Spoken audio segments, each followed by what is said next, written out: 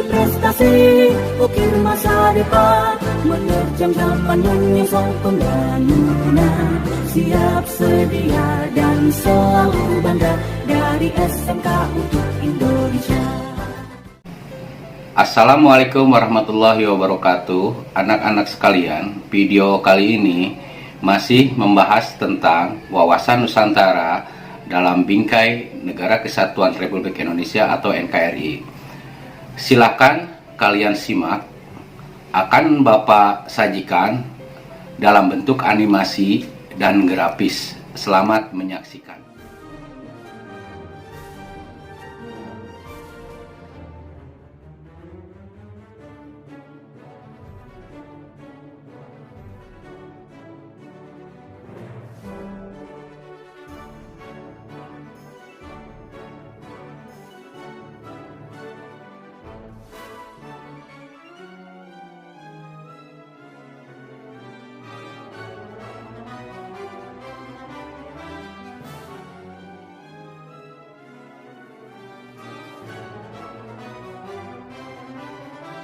Letak dan bentuk geografis. Indonesia merupakan wilayah negara berbentuk kepulauan, berada di antara dua benua dan dua samudera. Tepatnya, Indonesia terletak pada 6 derajat lintang utara sampai 11 derajat lintang selatan dan 95 derajat bujur timur sampai 141 derajat bujur timur yang berada di garis ekuator. Keadaan dan kemampuan penduduk. 1. Jumlah penduduk. Jumlah penduduk dipengaruhi oleh kematian, kelahiran, pendatang baru, dan orang yang meninggalkan wilayahnya. Semakin banyaknya penduduk, maka ada banyak angkatan kerja dan tenaga kerja. Namun segi negatifnya adalah apabila pertumbuhan penduduk tidak sesuai dengan tingkat pertumbuhan ekonomi yang tidak diikuti dengan usaha peningkatan kualitas penduduk. 2. Komposisi penduduk. Komposisi adalah susunan penduduk berdasarkan umur, kelamin, agama, suku bangsa, tingkat pendidikan, dan sebagainya. Susunan penduduk ini dipengaruhi oleh moralitas, fertilitas, dan migrasi. 3. Distribusi penduduk.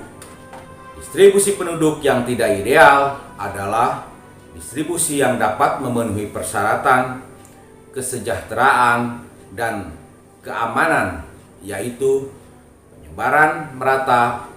Oleh karena itu, pemerintah perlu memberikan kebijakan mengatur penyebaran penduduk, misalnya dengan transmigrasi, mendirikan pusat-pusat perkembangan atau growth centers, pusat-pusat industri, dan sebagainya. Keadaan dan kekayaan alam. Kekayaan sumber-sumber alam di Indonesia sangat berlimpah. Sumber-sumber flora, fauna, mineral sangat banyak dan beragam. Sumber daya alam ini harus diolah atau dimanfaatkan dengan prinsip atau asas maksimal dan berdaya saing. 1. Asas maksimal adalah sumber daya alam yang dikelola atau dimanfaatkan harus benar, menciptakan kemakmuran dan kesejahteraan masyarakat.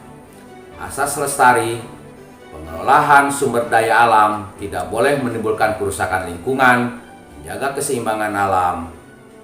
3. Asas berdaya saing, artinya hasil-hasil sumber daya alam harus bersaing dengan sumber daya alam dengan negara lain. Pancagatra terdiri dari ideologi, politik, ekonomi, sosial budaya, pertahanan, dan keamanan. Ideologi. Ideologi adalah pengetahuan dasar atau cita-cita. Ideologi merupakan konsep yang mendalam mengenai kehidupan yang dicita-citakan dalam strategi pembinaan ideologi berikut adalah prinsip-prinsip yang harus diperhatikan. Yang pertama, ideologi harus diaktualisasikan oleh warga negara Indonesia atau WNI. 2. Ideologi harus dijadikan panglima. 3. Aktualisasi ideologi dikembangkan ke arah keterbukaan dan kedinamisan. Keempat, ideologi Pancasila mengakui keanekaragaman dalam hidup berbangsa. 5. Lembaga eksekutif, yudikatif, legislatif harus mewujudkan cita-cita bangsa. Menyoalisasikan Pancasila sebagai ideologi humanis, religius, demokrasi, nasionalis, dan berkeadilan. Politik diartikan sebagai asas, haluan, atau kebijaksanaan yang digunakan untuk mencapai tujuan dan kekuasaan. Kehidupan berpolitik dapat dibagi ke dalam dua sektor, yaitu sektor masyarakat yang memberikan input dan sektor pemerintahan yang memberikan output. Upaya bangsa Indonesia untuk meningkatkan ketahanan di bidang politik adalah upaya mencari keseimbangan dan keserasian antara keluaran dan masukan berdasarkan Pancasila yang merupakan pencerminan dari demokrasi Pancasila. Ekonomi meningkatkan ketahanan ekonomi adalah upaya meningkatkan kapasitas produksi dan kelancaran barang, jasa secara merata ke seluruh wilayah negara. Ekonomi kerakyatan harus menghindari monopoli. Struktur ekonomi dimantapkan secara seimbang dan selaras antar sektor. Pembangunan ekonomi dilaksanakan atas dasar kekeluargaan, pemerataan pembangunan, dan hasil-hasil yang harus dilaksanakan secara selaras, seimbang antar wilayah dan sektor. Dari segi sosial budaya dapat diartikan sebagai kondisi dinamika budaya bangsa yang berisi keuletan untuk mengembangkan kekuatan nasional dalam menghadapi dan mengatasi ancaman, tantangan, halangan, dan gangguan. Pertahanan dan keamanan. Prinsip-prinsip sistem nasional antara lain adalah sebagai berikut. 1. Bangsa Indonesia cinta damai, tetapi lebih cinta kemerdekaan.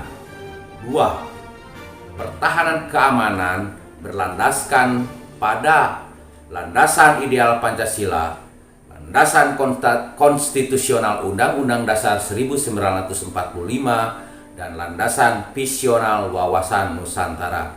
3. Pertahanan keamanan negara merupakan upaya terpadu yang melibatkan segenap potensi dan kekuatan nasional. 4. Pertahanan dan keamanan diselenggarakan dengan sistem pertahanan keamanan nasional atau Sishankamnas dan sistem pertahanan dan keamanan rakyat semesta atau Sishankamrata. Hubungan antar gatra. Ketahanan nasional pada hakikatnya tergantung pada kemampuan bangsa dan negara di dalam mendayagunakan secara optimal trigrata sebagai modal penciptaan kondisi dinamis dalam penyelenggaraan Pancagatra. Ketahanan nasional adalah suatu pengertian holistik, yaitu suatu tatanan yang utuh, menyeluruh, dan terpadu. Kelemahan di salah satu gatra dapat mengakibatkan kelemahan di gatra lain dan mempengaruhi kondisi secara keseluruhan. Sebaliknya, kekuatan di salah satu gatra akan memperkuat gatra lainnya. Ketahanan nasional Indonesia bukan merupakan suatu penjumlahan ketahanan segenap gatranya, melainkan suatu resultan keterkaitan yang interaktif dari kondisi-kondisi dinamik secara bangsa di bidang-bidang ideologi, politik, ekonomi, sosial budaya, pertahanan, dan keamanan. Implementasi wawasan Nusantara. 1. Dalam kehidupan politik, menciptakan iklim penyelenggaraan negara yang sehat dan dinamis. 2. Dalam kehidupan ekonomi, menciptakan tatanan ekonomi yang terjamin, pemenuhan dan peningkatan kesejahteraan serta kemakmuran rakyat secara merata dan adil. 3. Dalam kehidupan sosial budaya, menciptakan sikap batiniah dan lahiriah yang mengakui, menerima, dan menghormati segala bentuk perbedaan dan kebinekaan. 4. Dalam kehidupan pertahanan dan keamanan, menciptakan kesadaran cinta tanah air dan bangsa yang diwujudkan dengan sikap bela negara.